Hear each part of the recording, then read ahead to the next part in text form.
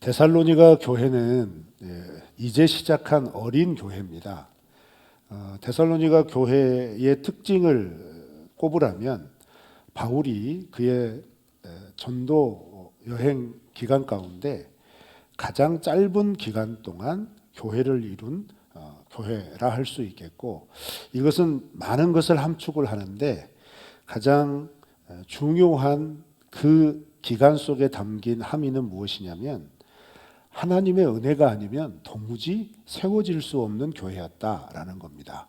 왜냐하면 사도행전 15장 마지막 부분부터 16장, 17장 중반까지 이 데살로니가 교회의 그 탄생하게 된, 시작하게 된 배경을 설명하고 있고, 실제로 그렇게 시작되어서 어떤 일이 있었는지를 가르쳐 주는데, 거기에 보면 사도 바울이 2차 전도 여행을 시작하면서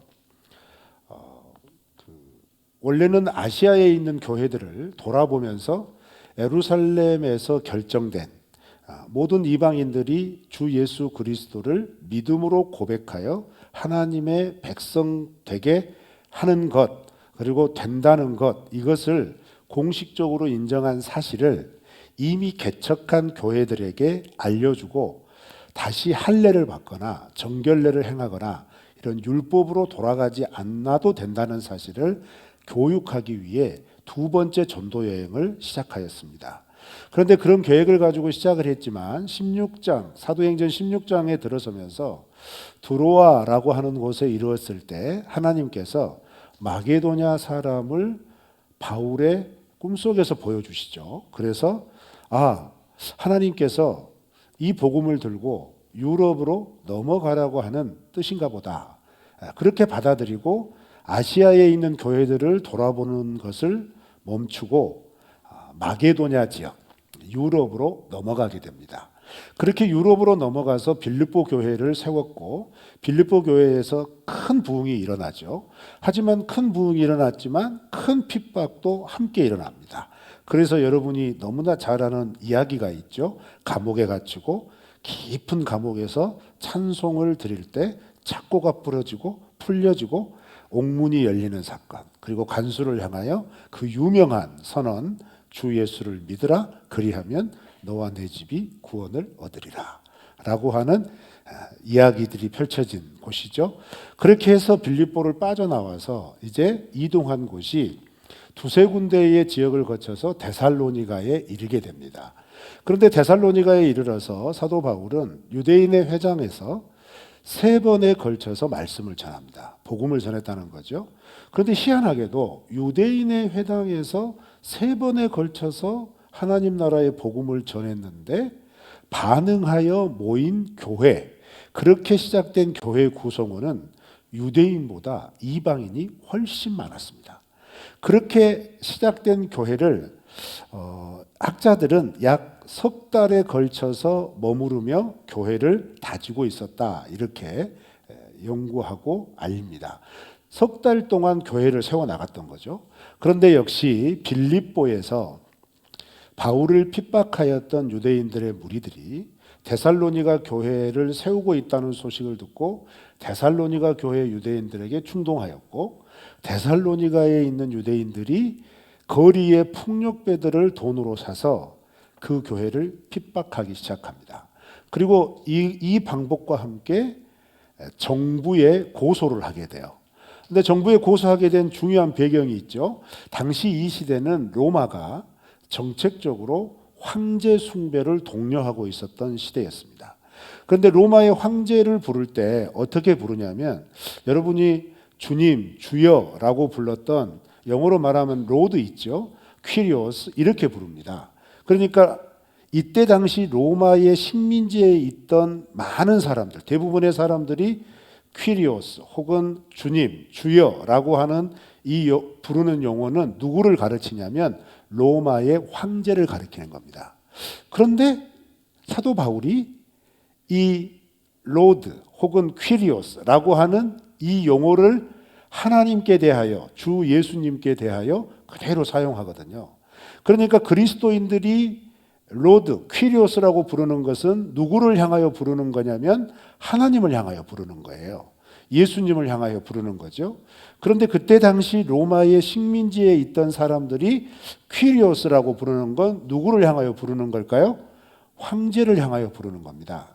그러니까 유대인들이 정부를 향하여 고발할 때 어떻게 고발하냐면 이 사람들, 예수를 믿는 사람들이 세상을 소동케 한다, 혼란스럽게 한다, 이렇게 고발을 한 겁니다. 어떻게, 왜 그랬을까요? 주라고 하는 단어는, 용어는 황제를 향하여 불러야 하는데 이 사람들은 예수를 향하여 부른다, 하나님을 향하여 부른다라는 거예요. 말도 안 되는 구실이지만 사실은 사도 바울이 자기가 하나님 나라의 복음을 전할 때 이 단어를 사용함으로써 이런 오해를 받고 핍박을 받을 거라는 사실을 충분히 예상할 수 있었습니다. 왜냐하면 이 단어는 로마의 황제에게만 사용해야 하기 때문이죠. 그럼에도 불구하고 사도 바울은 아랑곳하지 않고 이 단어를 사용해서 복음을 전한 겁니다. 그래서 사도 바울이 가서 교회를 세운 곳마다 유대인들에게만 핍박을 받은 게 아니라 헬라인에게도 핍박을 받은 거예요.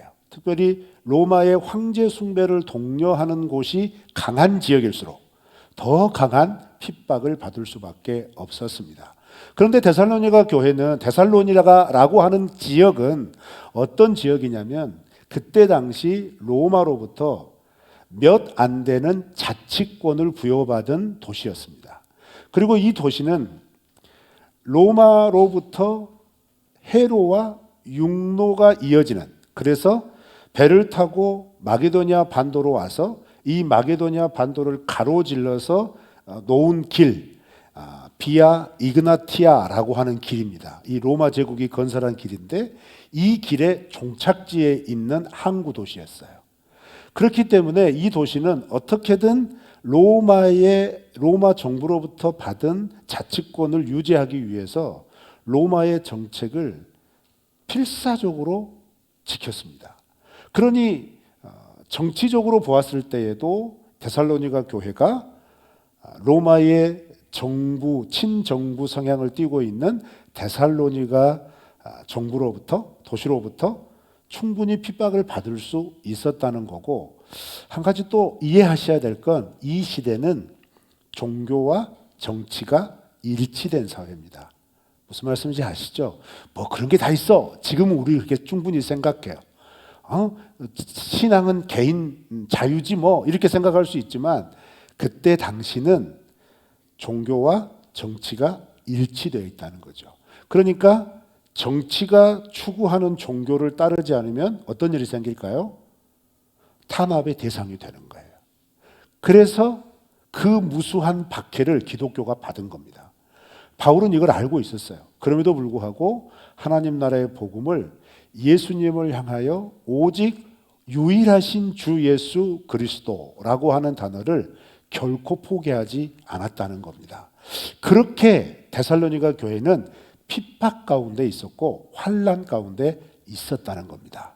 더더군다나 이렇게 핍박과 환난 중에 바울은 어쩔 수 없이 유대인들의 그 위협으로부터 데살로니가 교인들이 당신 여기 있으면 목숨을 잃을 수 있으니까 어서 피하라라고 해서 석 달 만에 급히 피하고, 그렇게 해서 간 곳이 베레아였고, 베레아를 거쳐서 아덴을 거쳐서 고린도에 이르기까지 약 1년의 시간이 지나도록 이 데살로니가 지역을 다시 들어가지를 못합니다. 그만큼 데살로니가의 유대인들은 데살로니가 교회를 철저하게 주목하고 있었고 핍박하고 있었다는 겁니다.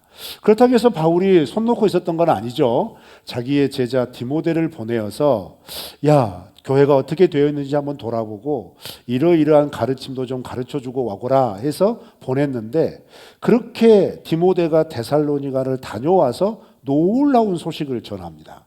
그 놀라운 소식이 뭐냐면 데살로니가 후서 1장에 나와 있는, 야, 이 데살로니가 교회가 정말 힘들고 어려운 환난 중에 있는 줄 뻔한데 세상에 그 와중에서 바울 선생님 들어보세요. 데살로니가 교회가 믿음의 역사가 있었습니다. 사랑의 수고도 있었고 예수님의 재림을 소망하는 그 소망 가운데 인내하고 있었습니다 라고 하는 놀라운 보고를 하게 돼요. 그래서 이 소식을 들은 바울이 감격하며 쓴 편지가 데살로니가 전서인 거예요. 그렇게 시작하면서 1장이 내가 너희들에 대한 이런 소식을 들었다 하면서 야, 너희들의 믿음의 역사, 사랑의 수고, 소망의 인내가 내 귀에까지 들렸다. 주변에 있는 교회들이 본이 되었고 너희들을 향하여서 칭찬하고 있다라고 하는 내용으로 시작을 하는 거죠. 그런데 이것에 멈추지 않죠. 바울은 그런 교회를 향하여서 단지 잘하고 있어, 축복한다, 여기서 멈추는 게 아니라 중요한 건 환난이 끝나지 않았다는 겁니다. 고난이 끝나지 않았다는 거예요. 그러면 이 환난과 고난 중에서 어떻게 믿음을 지킬 거냐, 신앙을 어떻게 지키면 좋겠는가라고 하는 것을 구체적으로 가르칩니다. 그렇게 구체적으로 가르치는 내용이 5장의 전반부에 있는 내용이에요. 그 중에서 오늘 우리가 읽었던 12절부터 15절은 이런 환난 속에서 살아가고 있는 교회는 함께 그 고난을 이겨내야 한다라고 하는 측면에서 공동체 내에서 이 환난 중에 신앙을 지키는 방법이 무엇인가에 대해서 가르치고, 읽지는 않았는데 이제 16절부터 21절 말씀은 우리가 너무 익숙하고 너무 좋아하는 성경 구절 중에 하나죠. 항상 기뻐하라, 쉬지 말고 기도하라, 범사에 감사하라 하면서 쫙 나오는 거예요. 근데 이것은 우리가 이 세 명령만 알고 있지만 원문을 보면 7개의 명령문으로 기록이 되어 있습니다. 그 말은 뭐냐면 7대 지침이라는 거예요. 이건 개인적으로 환난을 당할 때 믿음의 성도는 이렇게 살아가라, 이렇게 이겨내라 라고 하는 것을 가르쳐 주는 거고, 22절부터 이제 마지막 28절 말씀에서는 이런 그 하나님이 환난 가운데서 하나님이 우리와 함께 계시기 때문에 우리의 믿음을 온전하게 이루어 주실 것이다. 그러니 걱정하지 말아라. 이렇게 격려하면서 마지막 25절 이하 28절 말씀에서는 그러나 우리가 서로 기도하면서 함께 이 환난을 이겨내 보자 하면서 이제 막 시작한 데살로니가 교회에게 바울이 기도 부탁을 하죠. 우리를 위해 기도해 달라. 우리도 너희들이 이렇게 되도록 기도하겠다 하면서 이 서신이 마무리되는 겁니다. 저는 오늘 이 말씀을 통하여서 바울이 환난에 직면한 교회 공동체에게 어떻게 그 환난 속에서 공동체로서 그 환난을 이기며 신앙을 지켜야 하는가에 대한 두 가지의 가르침을 함께 나누고자 합니다. 첫 번째는요, 우리 12절부터 13절을 다 같이 읽겠습니다. 세 번역으로 읽습니다. 화면을 보시고 함께 읽습니다. 시작. 여러분 가운데서 수고하며 주님 안에서 여러분을 지도하고 훈계하는 이들을 알아보십시오. 그들이 하는 일을 생각해서 사랑으로 그들을 극진히 존경하십시오. 여러분은 서로 화목하게 지내십시오. 아멘. 이 말씀을 통하여 사도 바울이 먼저 요청하는 건 뭐냐면 공동체 안에 지도자적인 자질을 갖고 있는 사람들을 좀 알아봐라, 이렇게 얘기하는 거예요. 여기서 알아봐라 라고 하는 표현, 그리고 13절 후반절에 보면 그들을 귀중히 혹은 존경해라 라고 하는 표현, 이 표현은 어떤 상황을 전제하고 있냐면 이런 상황을 전제하고 있습니다. 사도 바울이 세운 교회들은요, 사실 사도 바울이 이렇게 잠깐 머물면서 세운 교회는 거의 없습니다. 데살로니가 교회만 유일합니다. 그래서 다른 바울이 세운 교회와의 차이점은 뭐냐면 다른 지역의 교회들은 바울이 그 교회를 떠나도 그 교회를 책임지고 하나님의 말씀을 가르치고 지도할 지도자를 세워놨다는 겁니다. 그런데 데살로니가 교회는 그 지도자를 세우지 못하고 급하게 떠났어요.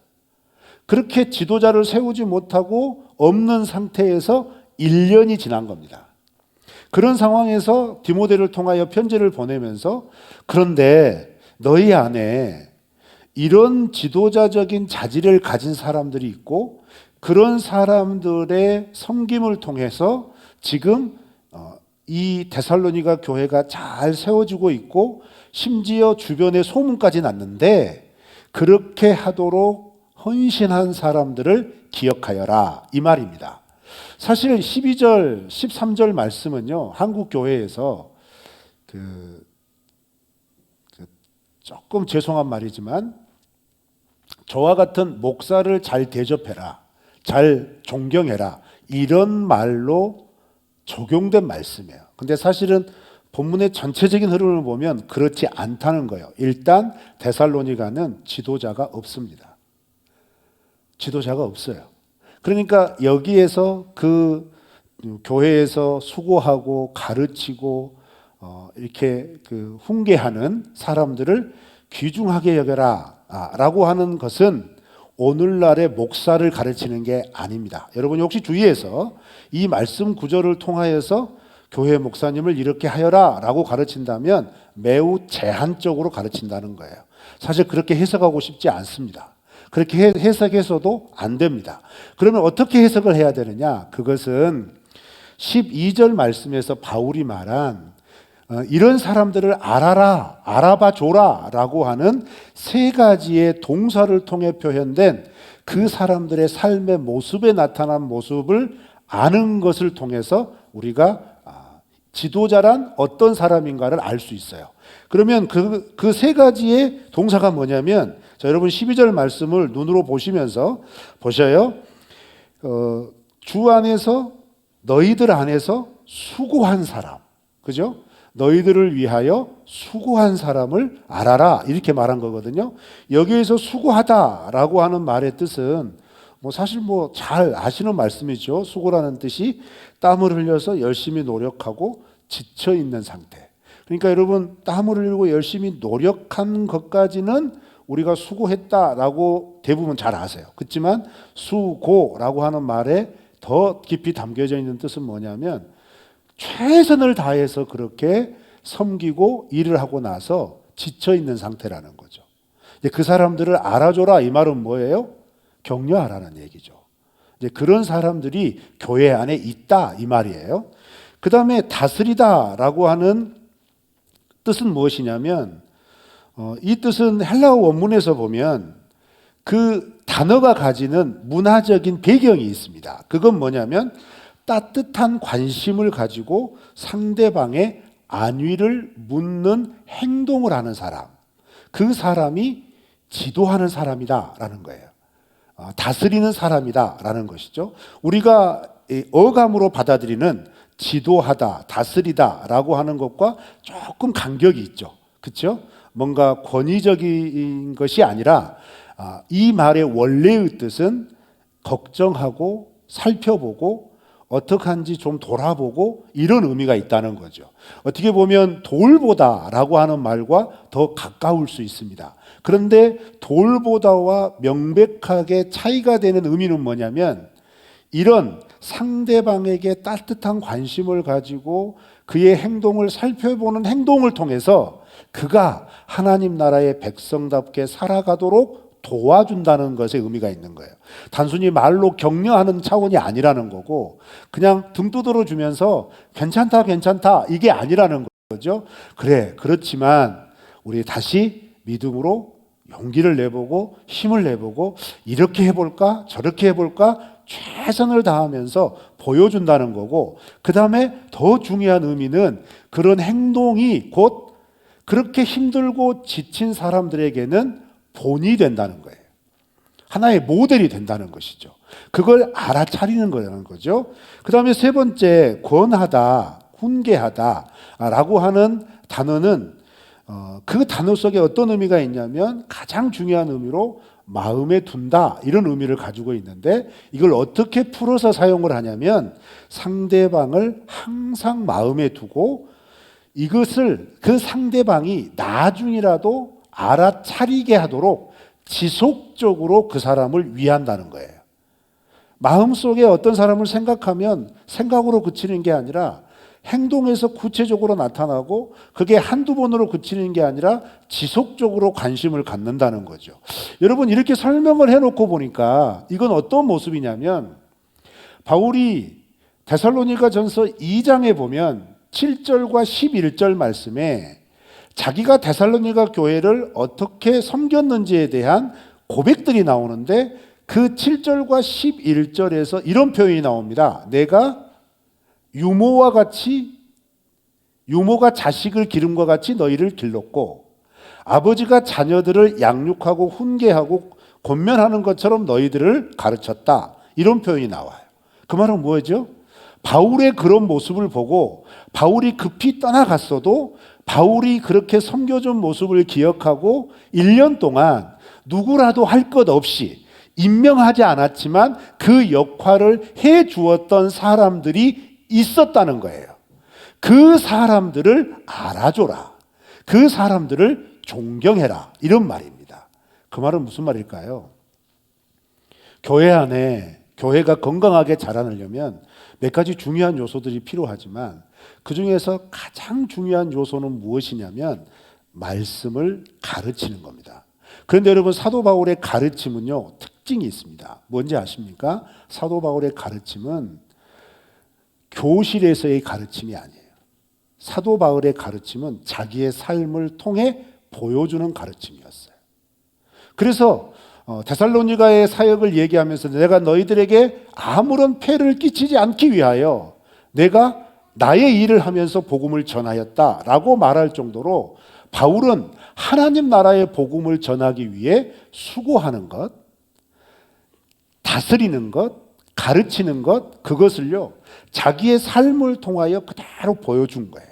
그 석 달의 모델을 보고 그것을 바라보고 배운 사람, 어떤 사람들이 각각의 자리에서 그렇게 데살로니가 교회 성도들을 위하여 수고했던 것이고 데살로니가 성도들을 위하여 가르친 것이고 데살로니가 성도들을 위하여 지도했던 겁니다. 그런 사람들을 너희들은 알아야 한다라는 거예요. 그러면 오늘날 이것을 적용하자면 무엇일까요? 사실 여러분 예배 때마다 강단에 서서 말씀을 가르치는 저보다도 더 중요하신 분들, 더 정말 비중 있게 교회 안에 자리매김하고 계신 분들, 그분들이 누구냐면 이렇게 저처럼 공식적인 직임을 받지 않았어도 감동된 대로 영혼을 섬기는 자리에 계신 분들, 자기의 온 땀과 정성을 쏟아부으면서 하나님의 교회를 위하여 기꺼이 시간과 열정을 드리는 분들, 그리고 자기의 은사나 자기의 어떤 주어진 것들을 통하여서 섬기고 섬기는 것을 주저하지 않고 나누는 분들, 오늘날로 말하면 교회학교 교사랄지, 그리고 목장의 목자랄지, 전도회의 임원들이랄지, 혹은 각각의 봉사 부서에서 그 자리를 꿋꿋이 지키면서 하나님의 교회를 교회답게 세워가려고 헌신하는, 그야말로 이름 드러내지 않고 그 자리에서 땀을 흘리며 수고하는 것을 마다하지 않으시는 분들, 그런 사람들을 알아봐라. 그런 사람들을 존경해라 라는 겁니다. 여러분, 우리가 이런 교회가 되기를 기대합니다. 우리가 그런 모습이 되기를 축원합니다. 왜요? 이런 모습을 통해 교회는 굉장히 중요한 원리가 서게 되는데, 그것은 뭐냐면 하나님 나라의 복음이 글자 속에 감춰진 복음이 아니라 삶 속에서 살아내는 실제적인 본이 되는 사람들로, 그 사람들을 통해서 교회가 세워져 나가고 있다는 증거이기 때문에 그렇습니다. 여러분, 교회가 교회될 수 있는 중요한 은혜가 필요하다면 저는 그것이라고 생각합니다. 하나님의 말씀을 배우는 과정이 많고 지식적으로 아무리 많은 것들을 쏟아부어서 꾸역꾸역 내 안에 집어넣는다 할지라도 그것은 우리를 변화시키지 못합니다. 우리를 변화시키는 것은 한마디의 하나님의 말씀을 들었어도, 한 문장의 하나님의 말씀을 받았어도 그 한마디 한 문장의 말씀을 삶으로 도전하고 거기에 최선을 다하고 땀과 수고를 흘리기를 주저하지 않는 사람, 그런 사람이 있을 때 교회는 생동할 수 있는 겁니다. 그런 교회가 살아있는 교회인 겁니다. 그리고 그런 교회는 반드시 그런 사람을 알아보고 그런 사람을 존중하여서 어떻게 한다는 거죠? 따라간다는 겁니다. 알아채고 존중하고 귀히 여긴다는 건 뭐예요? 나도 그렇게 돼야지 라고 하는 거죠. 여러분, 우리가 그렇게 되기를 축원합니다. 그다음에 두 번째 가르침은 뭐냐면요, 14절 15절입니다. 다 같이 읽어보실까요? 시작. 무질서하게 사는 사람을 훈계하고 마음이 약한 사람을 격려하고 힘이 없는 사람을 도와주고 모든 사람에게 오래 참으십시오. 아무도 악으로 악을 갚지 말고 도리어 서로에게 모든 사람에게 항상 좋은 일을 하려고 애쓰십시오. 아멘. 14절 15절 말씀은 공동체 안에서의 관계성을 어떻게 가져갈 거냐라는 겁니다. 사실 14절 말씀만 보자면 이렇게 표현해도 되겠는지는 모르겠지만 선명하게 기억하게 하기 위해서 제가 담대하게 한번 표현해 보겠습니다. 믿음의 오지랖이 넓은 사람. 그렇죠. 14절 말씀 보세요. 그렇게 하지 않아도 될 것 같은데 가서 가르쳐줘요. 그죠? 그냥 가서 그냥 탁 붙들어주고 함께 있어주고, 생판 모르는 사람들 옆에서 뭔가 이렇게 들어주고 이런 거죠. 그죠? 오지랖 넓은 거예요. 믿음의 오지랖은 좋은 것인 줄로 믿습니다. 일상에서 오지랖은 조금 부담스러워요. 그죠? 그런 오지랖은 하지 마세요. 근데 신앙의 오지랖은 필요합니다. 특히 환난 중에 있다면 이 오지랖이 위로가 되는 겁니다. 믿음의 위로는요, 결국 이 믿음의 열심, 이 믿음의 오지랖이 있는 사람들을 통해서 우리에게 흘러들어와요. 여러분 경험해 보셨을 거예요. 힘들고 어려운 일을 당할수록 세상 사람들은 계산을 너무 많이 해서 자기 생각으로 계산하고 딱 멈춰요. 그렇지만 여러분, 고통의 시간, 아픔의 시간, 그런 시간에 가장 큰 위로가 되는 건 뭐예요? 가서 말은 하지 않아도 그 시간을 함께 해주는 거죠. 그죠? 그냥 그 자리에서 함께 눈물 흘려주고 함께 한숨 쉬어주고 그 말을 끊임없이 들어주면서 그 슬픔의 시간을 함께 보내주는 것. 이거 세상 사람들이 쉽게 할 수 없는 거죠. 그렇지만 믿음의 오지랖이 넓으신 분들은 이거 쉽게 합니다. 그렇죠? 그런데 이 말을 하는 중요한 이유가 있어요. 바울이 왜 이렇게 권면을 하느냐? 데살로니가 교회는요, 지금 계속해서 환난 중에 있는 교회예요. 이 환난이 끝나지 않고 있다는 거죠. 그런데 이 환난을 함께 받고 있는 공동체가 이 환난 중에서 분열하고 이 환난 중에서 분열을 넘어서서 실제적으로 구체적으로 싸움이 일어난다면 그 환난 이겨낼 수 있겠냐 이 말이에요. 이겨낼 수 없다는 거죠. 그래서 적어도 믿음의 환난을 이겨내기 위해서는 그 믿음을 제대로 지키지 못하는 사람, 예를 들어서 게으른 사람한테는 권계하라는 말이 뭐겠어요? 여기서 게으른 사람은 뭐냐면 무질서하다는 원래의 뜻을 가지고 있어요. 아무 생각 없이 산다 이거죠. 그리고 또 게으르다 하는 말 속에 담겨져 있는 뜻이 뭐냐면 다른 뜻보다 무질서하다는 겁니다. 하고 싶은 대로 해버린다는 거죠. 그러나 하나님의 복음이 들어가면 내 뜻, 내 욕심이 아니라 하나님의 뜻, 하나님의 말씀, 하나님의 가치가 우선순위로 하나씩 세워지는 거잖아요. 그래서 여러분, 이기적인 사람이 하나님의 사랑을 받으면 이기적인 마음이 깨트려져서 이타적인 행동을 하나씩 하게 되는 겁니다. 그런데 그것을 서로가 서로에게 권면하고 권하고 가르쳐주고 할 수 있도록 도와주고 붙들어주고 위로하고 격려하고 요거 하라는 거예요. 그 말은 무슨 말이죠? 함께 이겨내기 위해서 서로가 낙오되지 않도록 붙들어줘라. 이 공동체의 중요성을 강조하고 또 강조하는 겁니다. 그러면 여러분, 이 14절 15절 말씀을 통하여 하나님께서 우리에게 주시는 중요한 메시지가 있어요. 그건 뭐냐면요, 사실 더 온누리교회도 데살로니가 교회와 비교해 봤을 때 공통점이 하나가 있습니다. 그건 뭐냐면 똑같이 어린 교회라는 거예요. 이제 시작된 교회입니다. 저희는 2020년 1월 5일 주일부터 예배를 시작하고 여기에서 공동체로서의 첫걸음을 뗐죠. 그렇죠? 그런데 여러분, 우리가 이 2020년 이후에 코로나의 시간을 지나면서 정말 놀라운 일들이 몇 가지 있었지만 그 중에 가장 놀라운 게 뭐냐면요. 우리가 이곳으로 와서 함께 믿음의 공동체를 이루자라고 마음을 모으고 결정하고 지원해서 오신 성도님들보다 하나님께서 야, 너희가 함께 살아야 할 식구들이다. 너희가 함께 살아야 할 지체들이다 라고 보내주신 성도들이 훨씬 많습니다. 그 말은 무슨 말이냐면 그렇게 많은 공동체, 지체된 성도들이 모여 있는데 이 시작이 이제 막 시작되어져서 어떻게 해야 될지 서로 주저하고 있는 상황이라는 겁니다.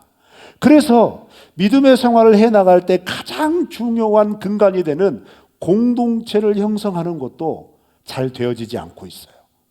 그래서 우리는 이제 막 시작된 교회, 어린 교회라는 겁니다.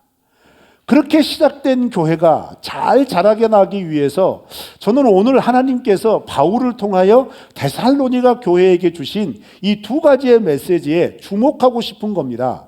그것은 뭐냐면 하나님께서 교회를 세워나가기 위하여 몸으로 가르치고 몸으로 보여주는 믿음의 사람들을 곳곳에 우리 가운데 세워주셨다면 그 사람들을 잘 알아보고 그 사람들과 관계를 맺고 마음을 열어서 지체됨으로 나아가는 결심과 용기를 주저하지 않기를 주님의 이름으로 축원합니다. 단순히 한 시간의 예배를 드리는 것으로 만족하지 마시고 여러분과 관계돼서 구성되고 모으게 해주신 목장이나 전도의 모임에 참여해 보십시오. 그러면 그것을 통하여서 어떤 놀라운 변화가 일어날까요? 초대교회의 예배에 가장 중요한 특징이 있습니다. 그것은 뭐냐면 다른 것이 아니라 14절 말씀이 그 모임 가운데 그대로 일어난 거예요.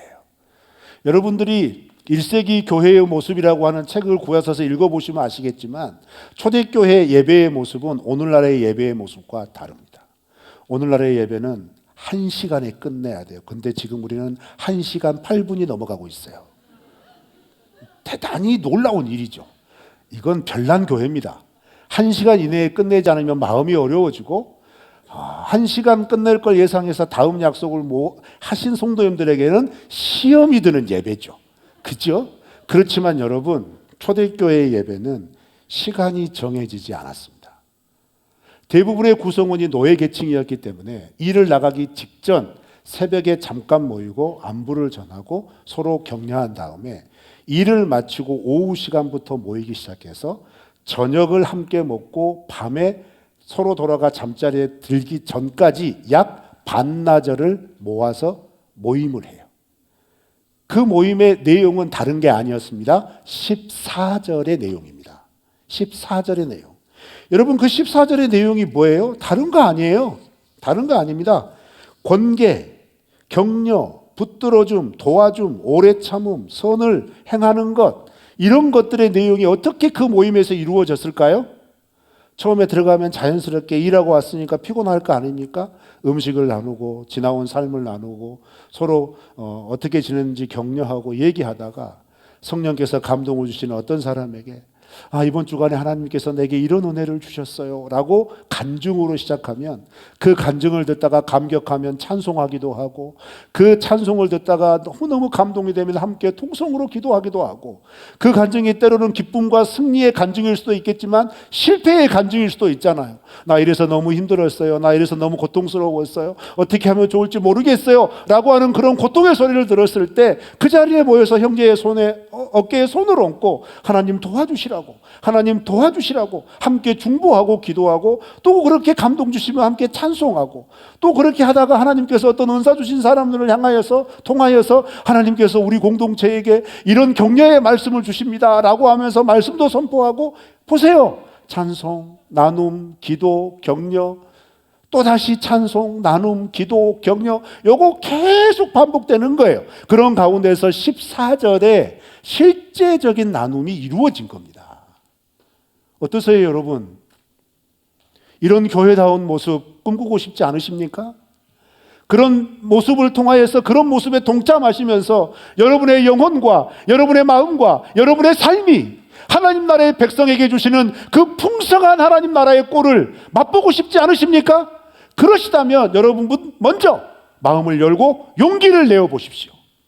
하나님께서 말씀하신 이 말씀의 뜻을 기억하면서, 하나님 그렇습니다, 내가 하나님께서 함께 살라고 보내주신 이 더 온누리 공동체 안에 마음을 열겠습니다. 그리고 발걸음을 한 걸음 내딛어 보겠습니다. 그래서 주님이 기대하시는 그 놀라운 하나님 나라의 복음의 삶을 함께 살아가는 뜻을 순종하며 이루어 보겠습니다.